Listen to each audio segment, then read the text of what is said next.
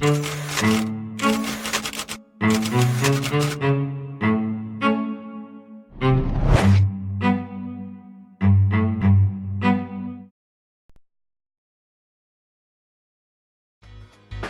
Event Planner will change the way you manage and run your business. Streamline all of your procedures and software into one easy-to-manage system.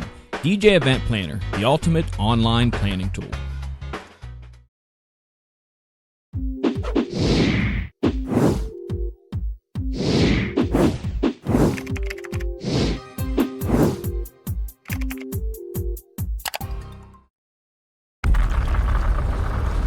Welcome to DJNTV and Tuesday Night with Ben Stowe. Now introducing the one and only Ben Stowe.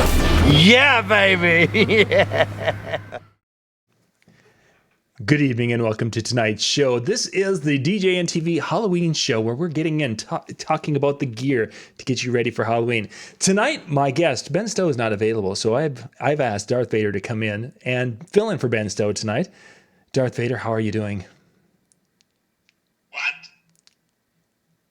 We may have a bad connection. We must have a bad connection. Well, we're going to be going through a... And what?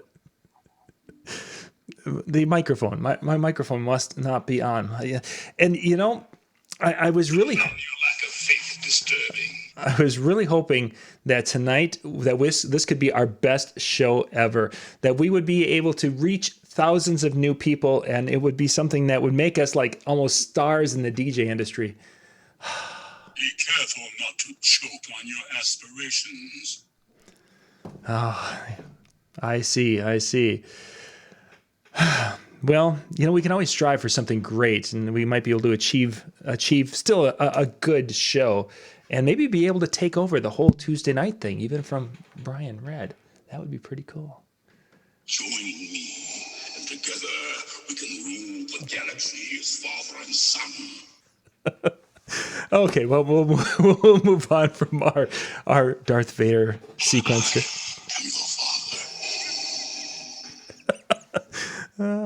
People are like, what are these guys doing? Isn't this supposed to be a DJ show where we talk about gear? Thank you for joining us tonight out there in the internet world. You are on with Tuesday Night with Ben Stowe. We're going to be talking about Halloween things to basically get now to be ready for your Halloween dances, or if you're going to do some decorating at your house or somewhere within your community. We're going to be digging into that tonight.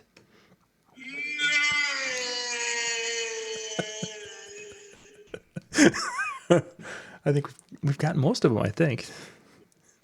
What?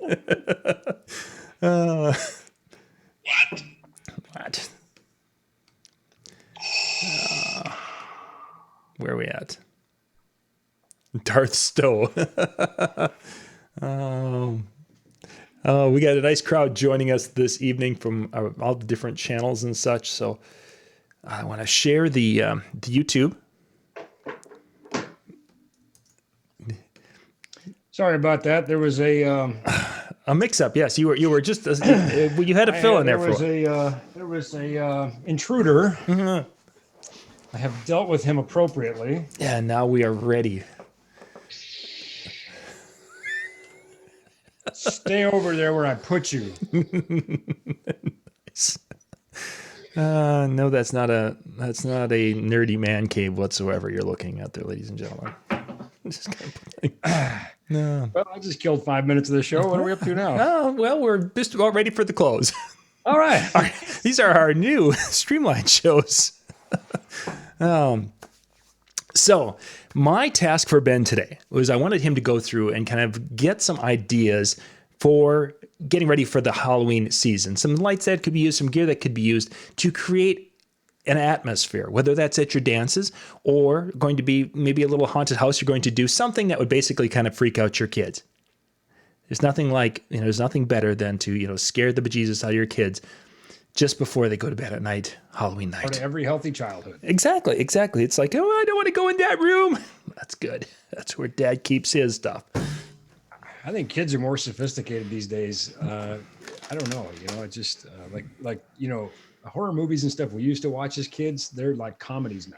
Oh, You know? yeah, that is. And what's really kind of weird or bad, I guess, is that my kids find more joy in trying to scare dad.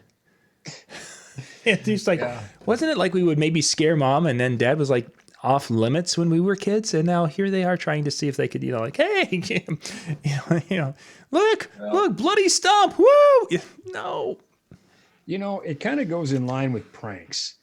And my son wasn't that old, and I played a couple good pranks on him, and I figured out pretty quick he returned the favor, And so I thought, we should be careful of the pranks that we play on our kids because they're gonna do them back to us. But then I told my son, I said, but at the same time, you should be careful because I have not taught you everything I know. So it became a bit of an arms race for a while. I would imagine so. And he's feisty enough where he's a gamer. He would be into that. Yeah, he would. Now my youngest daughter would probably take it too far. No. He enjoys he enjoys just the arms race of the pranks. She would just turn it into a nuclear conflict immediately. So I have not pranked her. There would be dead things all around the house. Yeah. Medicine cabinet. Probably Brush me. my teeth. Why is there a dead rodent in my cabinet? You think that's bad, Dad? Wait till you see what else I found there for you. Yeah. No. Exactly. So let's dive into it. What kind of gear, what kind of things, if people want to create an atmosphere? Well, here's one of the cool things about this is basically the same philosophy that we take into event lighting is what we can take into these haunted, we'll call them haunted attractions or Sure. What sort of thing.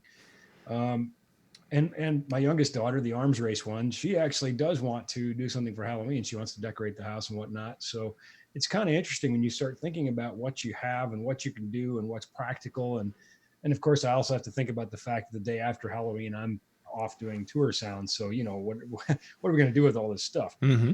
It has to be torn down and dealt with. But I tried to nail it down to like 5 categories. And then I've got some gear within each category. Sort of the number one Halloween staple seems to be fog. Mm-hmm. You can't have Halloween without fog. And it's become almost cliche, if not passe. So I thought, or some kind of other A, I don't know. I thought, let's think about fog from a design standpoint and not just stick a fogger out there because it's the thing to do. So there's a couple different ways that I could see us using fog for Halloween. One, of course, is low-lying fog. That's a very popular effect all the time. And then the other is fog just for the sake of masking things. And I'm going to bring fog back when we talk about one other element later too. We're going to combine some elements because that's where real magic happens in design. Sure. But one of the most powerful things about Halloween design, I think, is the human imagination. It isn't necessarily what they see that's powerful. It's what they don't see. Like, why is everybody afraid of the dark? Because we don't see. Mm-hmm. So it's not that there's anything there. It's that we don't know what is there. So fog can be one of these masking elements that can just inhibit visibility a little bit. Now, if you're doing a haunted house, here comes the safety speech. You have to be careful, of course, about, egress, people's ability to get out in a hurry if they need to, that sort of thing. But anyway, in a design characteristic, fog can be good because it can help hide things just a little bit, just, Mm-hmm. Cloud vision, just enough that the imagination is trying to fill in the blanks. And I think the human mind is always going to come up with something worse than what we could build, which is good. That's what we're going for, right? Trying to trick your mind.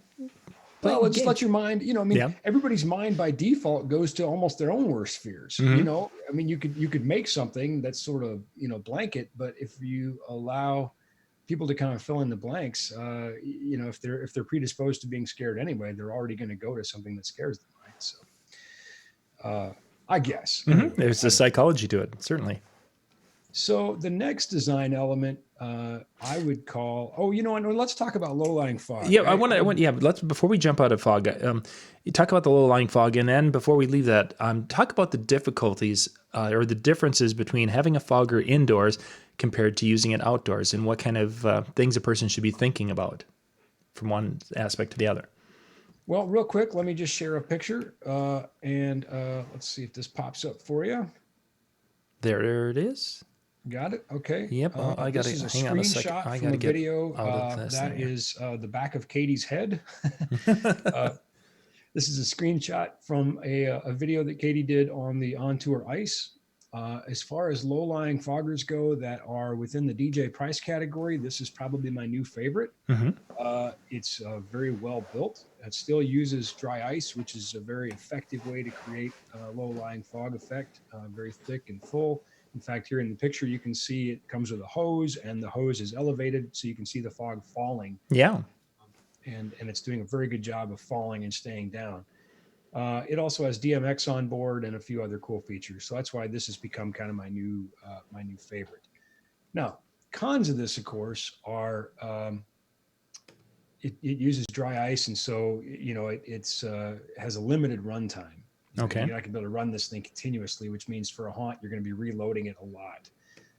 The other side of the coin, though, is if you want to run something with that type of effect and you want to have that kind of result, really thick, full, low-lying fog, you're going to have to get something very expensive, like the LSG or the DNG. So, and we're talking something between $4,000 and $7,000.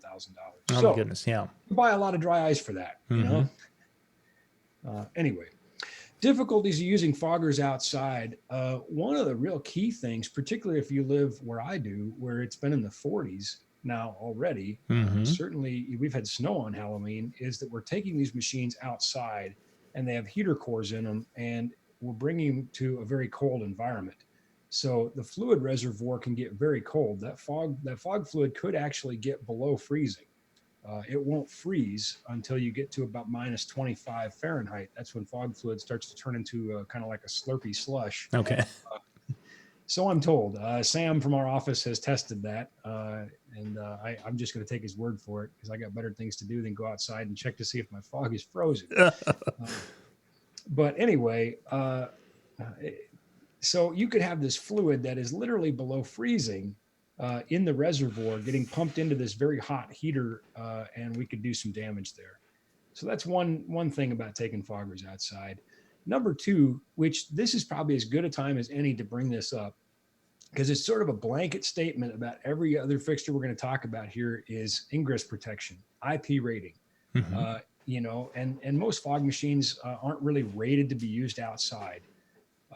Now, they're probably just fine, as long as we're keeping components, there are circuit boards and things inside there. We don't want them to get wet, of course. So. Those would be a couple of things that would come to my mind with using fog outside. Sure. And then obviously the moisture I was thinking about, but I didn't even think about that temperature extreme as it's getting down to many times we're trick-or-treating when it's 20 degrees outside, and that's definitely cold. You're shocking the system a little bit there, or a lot, it's expecting something room temperature, and you're sending something to it that's 50 degrees colder. So that's a possibility to cause some damage to the unit. Interesting. Good thought. I hadn't come to that one. Okay, my next effect, I guess I would say, is video. And I said I would tie fog into this. So you're saying, what in the world does fog have to do with this? All right, well, just check this out. So picture like a PVC pipe or something coming from your fogger with holes drilled in it so that fog can come out along a linear plane. And now we have kind of a curtain of fog that we could project video on. So we could project video images of ghosts and things. Of course, they'll show up on the fog. And this allows people to actually walk through these images and that sort of thing. So there's some cool things you can do there with a projector. Another place that I see video elements used a lot is LCD screens. Of course, they've gotten very flat now and very small. And so you can mount them behind props or in window panes and create whatever effect you want. Video is the most dynamic of all effects. Oh, and I've seen some things where people have done windows in their house like that with a video, and it's kind of creepy when it's done right. It's like, oh, Oh yeah. You could frost a window lightly, with that temporary window frost and then project an image onto that. You wouldn't see the projector because it could be down projecting up. And so it looks like ghosts on the window, that sort of thing. There's all kinds of things you can do. Video mapping outdoors. Again, video, we could do an entire series, not just a show. We could do an entire series on video. yeah. So speaking of that, let's move on to another effect. And I'm going to pop up another, let me see what I want to do here. Did I miss one? I might have. Oh, you know what? I know what I did. It's always that moment when you say, oh, I know what I did. I was just going to go right to the site here. So let's do that. Let's. There we are. Good. Okay. Gobos. Nice. And this, of course, is on our site. We have a few different Gobo packs. As you can see, we make them for every fixture. You can just put in what you have if it's not on the list, and we can make them for that. But here are some, kind of popular Halloween-y Gobo. You could see some that are sort of, like this, like Friendly Little Pumpkin or a spider web. But then we see some other ones like the, some clouds or some bats.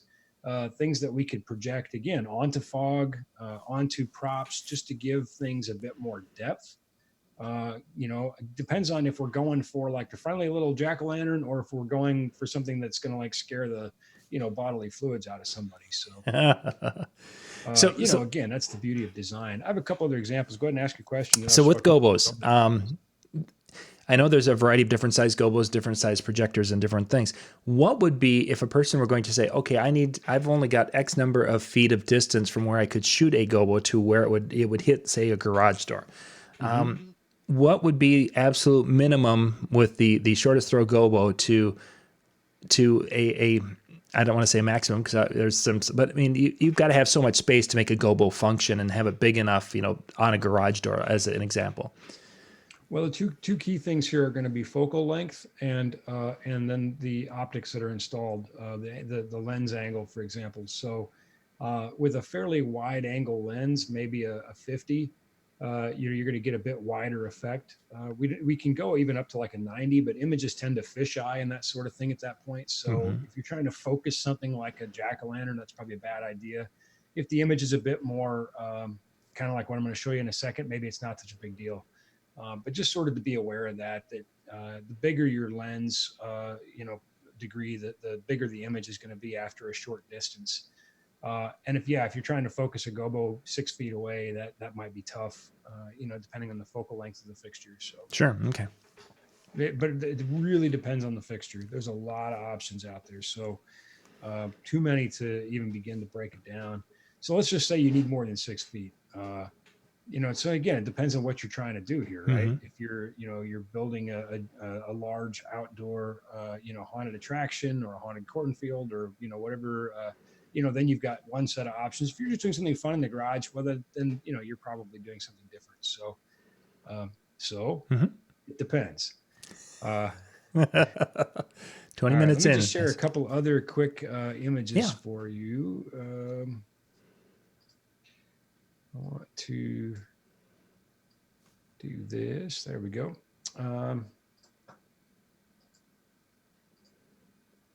All right. So here we see a Gobo of a tree, and we can see that this is creating like the shadow of a tree. Sure. So the light's going to pass and leave a shadow of a tree, which is really good if you want to create some kind of a background or something that looks like there's trees that are casting shadows. And so you can give something a bit of a bit more of that eerie, spooky look, particularly if you take these things and kind of soft focus them, blur them just a little bit. Again, make the brain work a little bit. That adds to the fear factor. And this you could use with any, this is a steel Gobo. You can use it with basically any fixture. You could even put it in moving lights and that sort of thing. And then here's what we could do with something like a glass or a cooling. So you can see now we've got a lot more dynamic effect here. Again, depending on what you're trying to design, but all kinds of fun options. If you just go to our site and type in trees, I bet you come up with a lot of options. Hmm. You know, in fact, you know what? Let's do it. Okay, sharing has stopped because the window is closed. Let's try this one. Let's go to our There we go. site. Let's type in trees. You can see right there, bang, you know. Oh, that's kind of cool. That one with the 2 trees there. Yeah, and again, Yeah. options, you know, a bit more realistic. There's some kind of a spooky, you know, a couple of Mhm. cranky looking trees, look Yeah. like they're, you know, whatever. And for some reason, we have a snow cannon in there. I'm not sure what that has to do with Yeah, trees, well, but yeah. that would be fun Our, too for Halloween. our site is, oh, yeah, full of fun surprises. So number 3, 4, we're on to 4 now. Yeah, these Yeah, I are in think no so. particular order. No.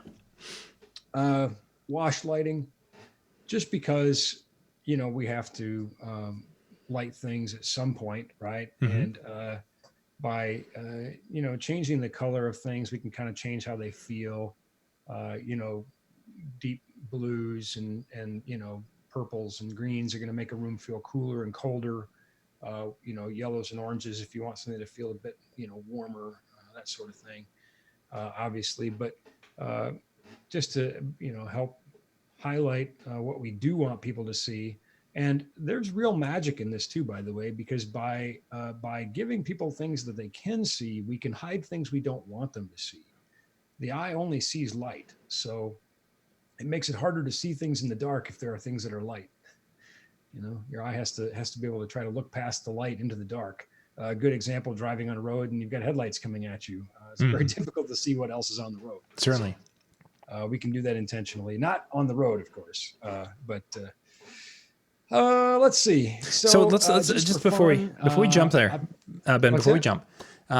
So if we're wanting to do something with color, are there some colors that we could use? You mentioned, of course, the cooler colors, warmer colors, but are there some colors that would be more difficult for the eye to pick up the little contrast and nuances of what you're doing, but yet still would give you a, you know, kind of that eerie glowish light?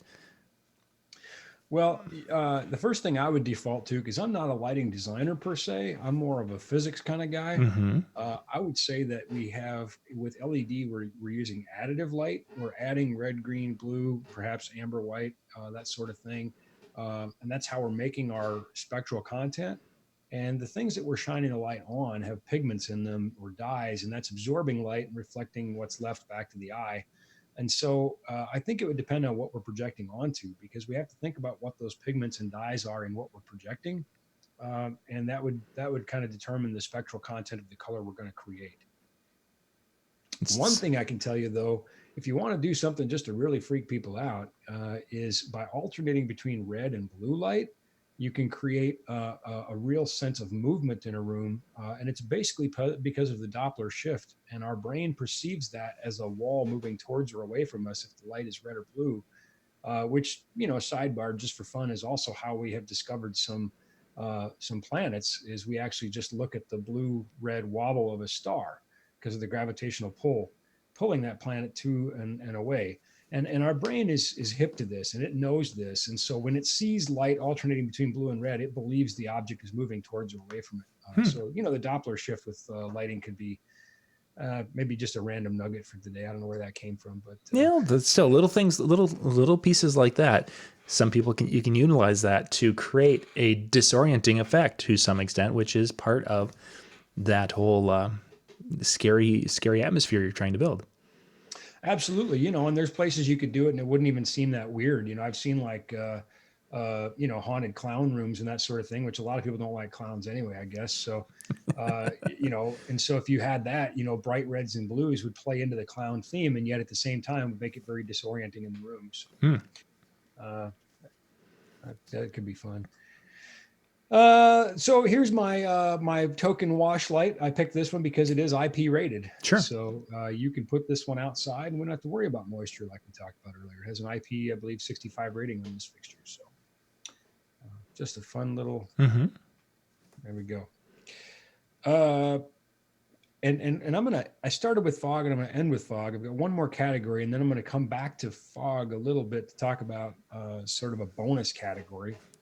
But my last one would be another staple of Halloween, and that's UV. Ultraviolet light seems to be kind of an overwhelming standard. Let me just pop up an example for you of something that was done in UV, and this is courtesy of my friends at Roscoe. Mm-hmm.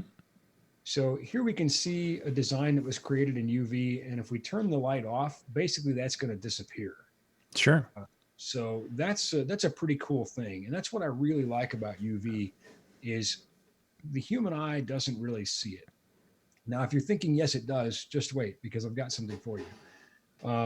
So we can create design elements and things that are not visible under white light, but we can make them visible under ultraviolet light. And this gives us a lot of possibility to create hidden things and eerie things and that sort of, whatever. So kind of like this fun thing here I picked. Now, 2 UV lights we're going to look at here. One is, we'll just call it more of a purple light. Okay. It does have a strong UV component in it. I picked this one because it is UV. It's the ADJ UV 72 IP. So, it's got that IP rating for outdoor use.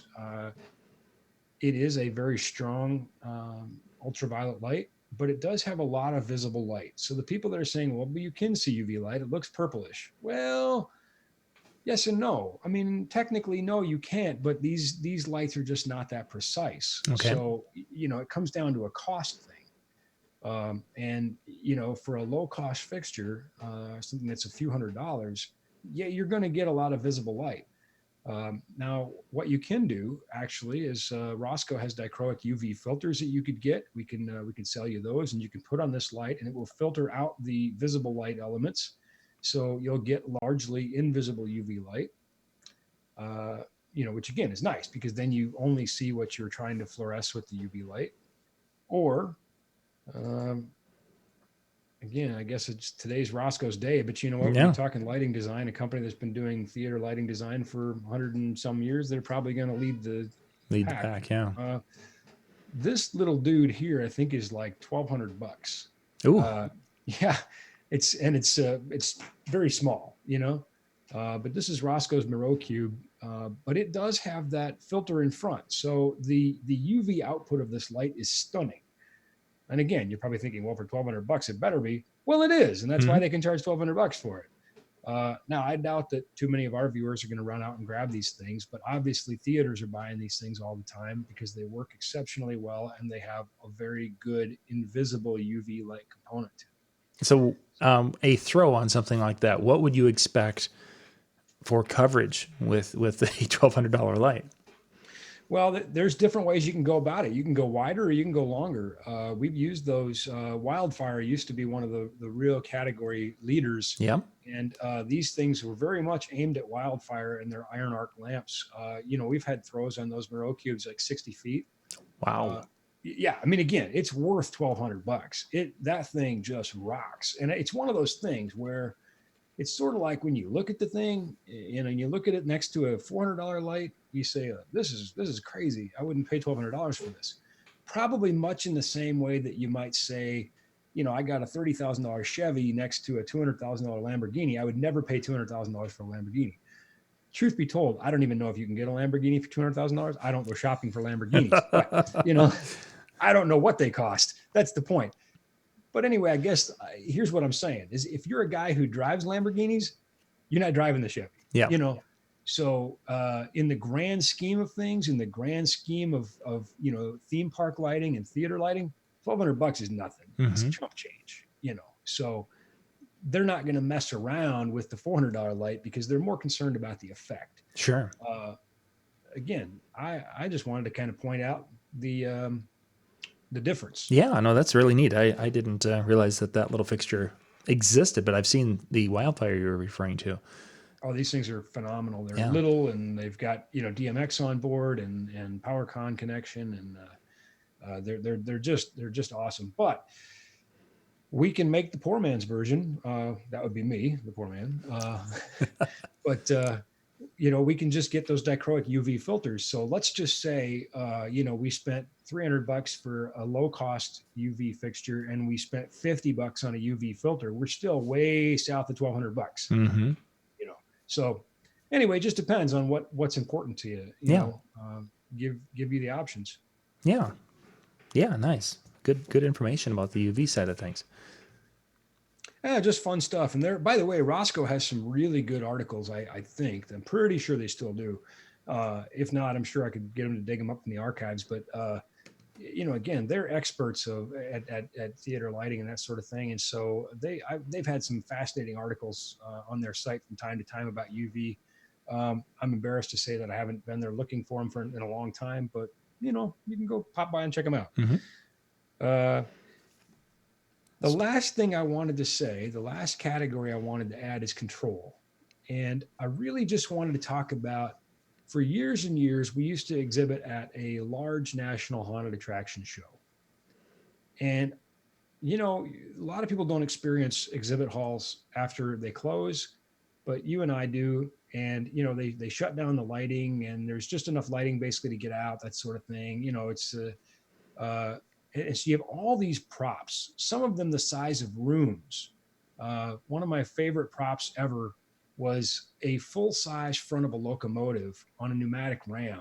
And as you walked by, the pneumatic ram slams this locomotive facade at you with a real train horn and lights blaring. And you think for a moment you're about to be hit by a train. Even though you were in an exhibit hall and there's no trains in the exhibit hall, it's pretty convincing. You're like, holy crap, there's a train here. Wow. All kinds of other things, giant monsters. But my favorite effect is so simple. It's just compressed air and a proximity sensor. So you walk within a certain proximity of something and it triggers the release of a jet of compressed air, which is both loud, which is startling, and you feel it hit you. So something touches you, the air touches you. And I thought about all these different things that were carefully thought out, designed to startle and scare. And these machines stay running all night long in the exhibit hall because they're on pneumatics and that sort of thing. And it's just easier to leave them all run. And I thought about the poor night security guard patrolling this hall. Man, that guy or gal, I don't know.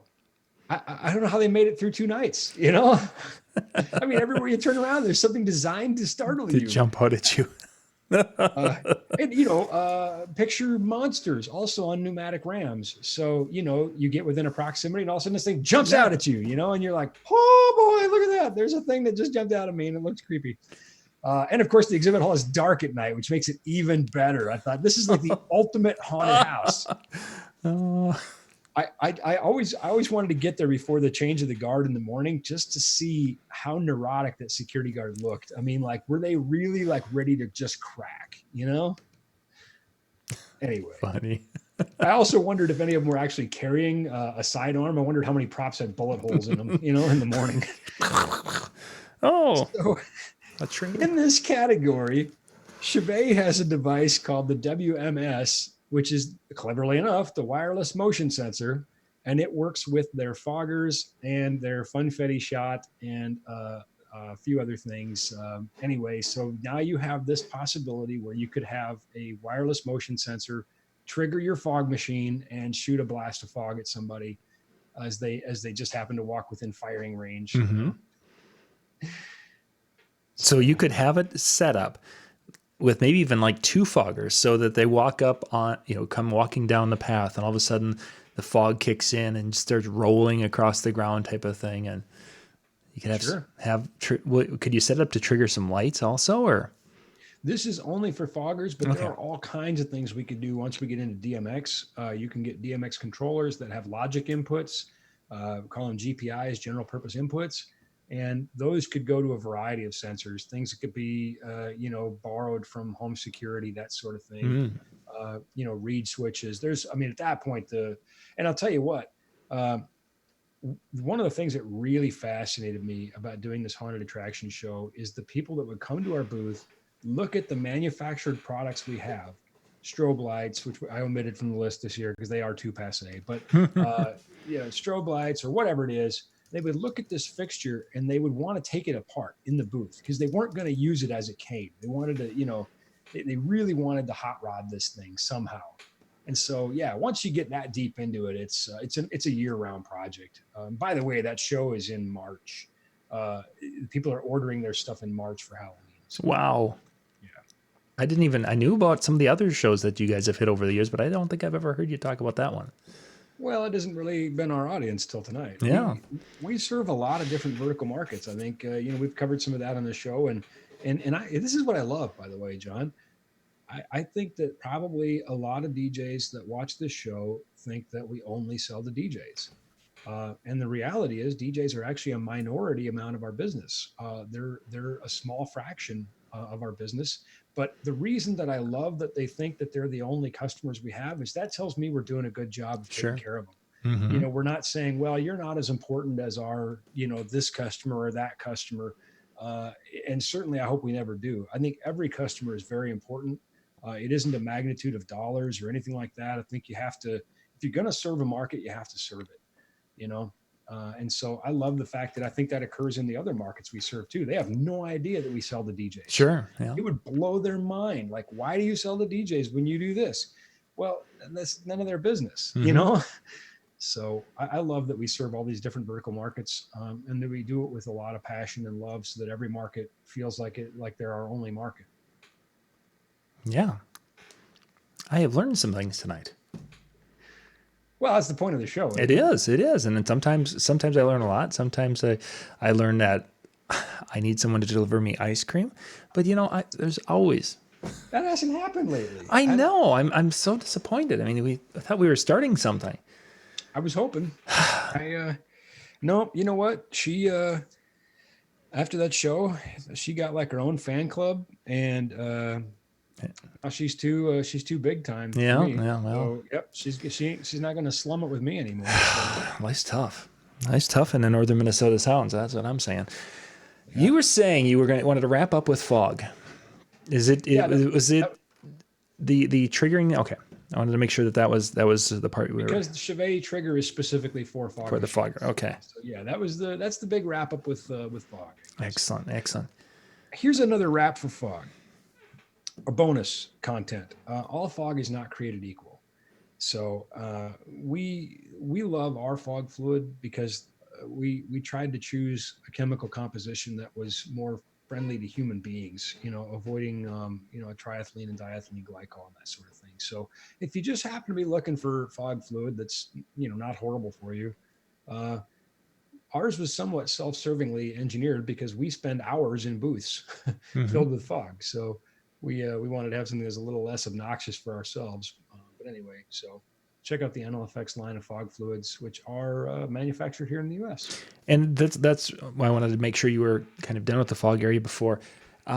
Not all fog fluid is created the same to get the same results.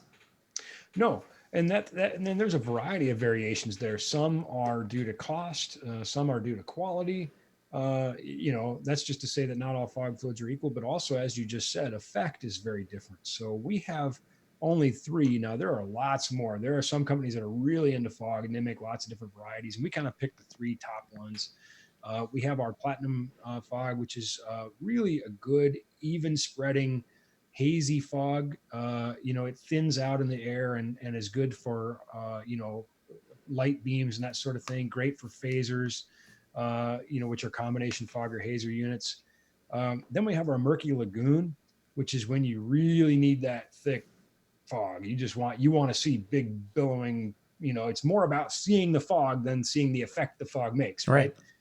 And then on the opposite end of that spectrum, sort of these bracket the platinum in the middle is our Arctic mist, which is designed for low-lying foggers, those that use regular fog fluid and ice or a chiller, because it dissipates really fast.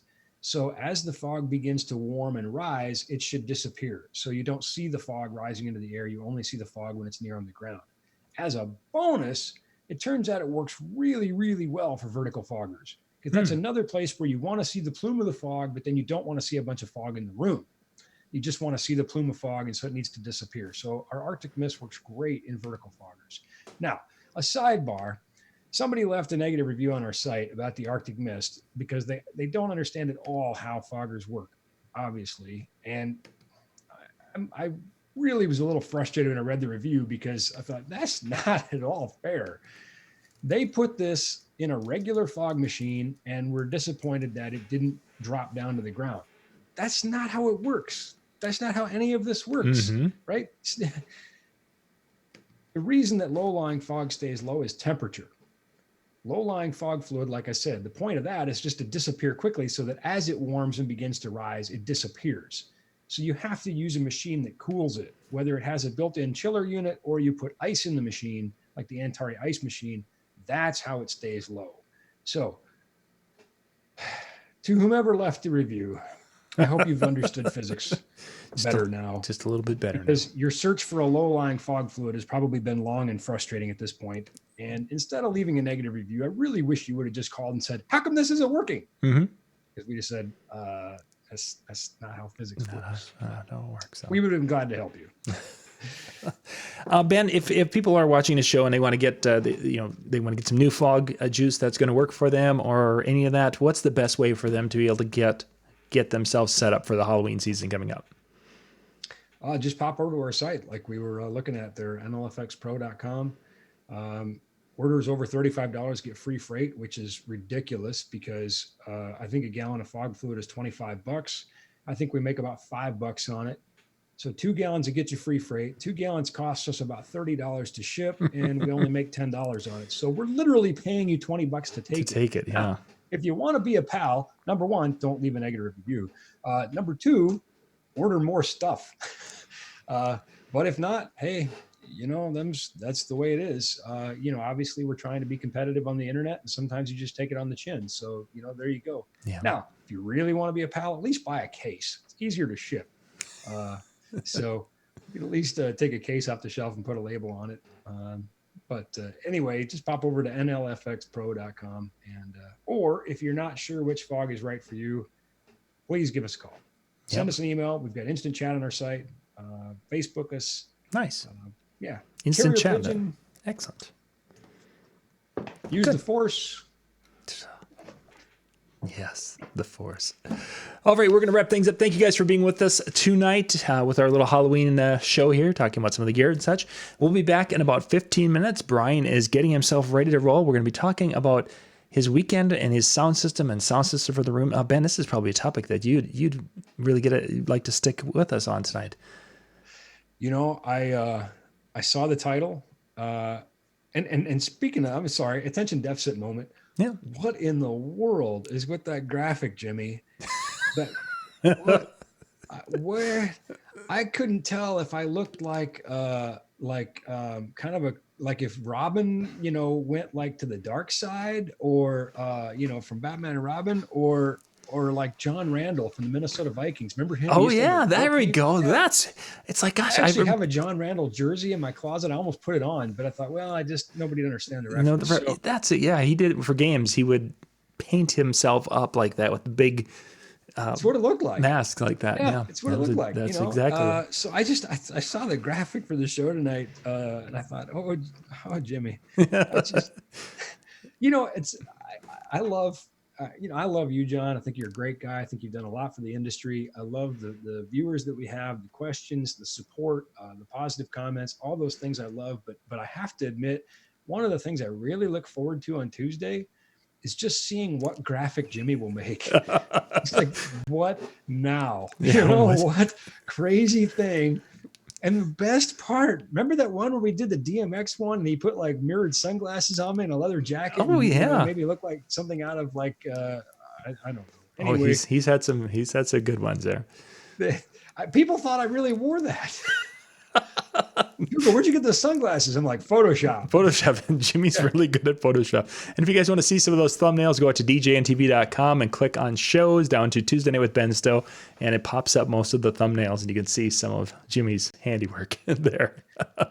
So that's always a challenge for me, is I think, how do I rise to the level of expectation that Jimmy has set forth with the graphic? Like I've got, for the next 40 minutes, I've got to try to be as good as that graphic, and I never am, but anyway, so yes, I did see the topic. I think you and Brian will do a great job. I think Brian and I come at things from a very different standpoint. I think that's a good balance. I felt bad that I wasn't feeling better last week, and couldn't contribute more to the show, because I think he was onto some things there. But no, I don't want to stick around. I think I'm going to watch you guys, and we'll have some fun with it. Good to hear a lot of rounded opinions. Yeah, we'll have some fun with it. So once again, thank you guys for being with us. We'll be back in about 10 minutes with our second show tonight. Good night, everybody.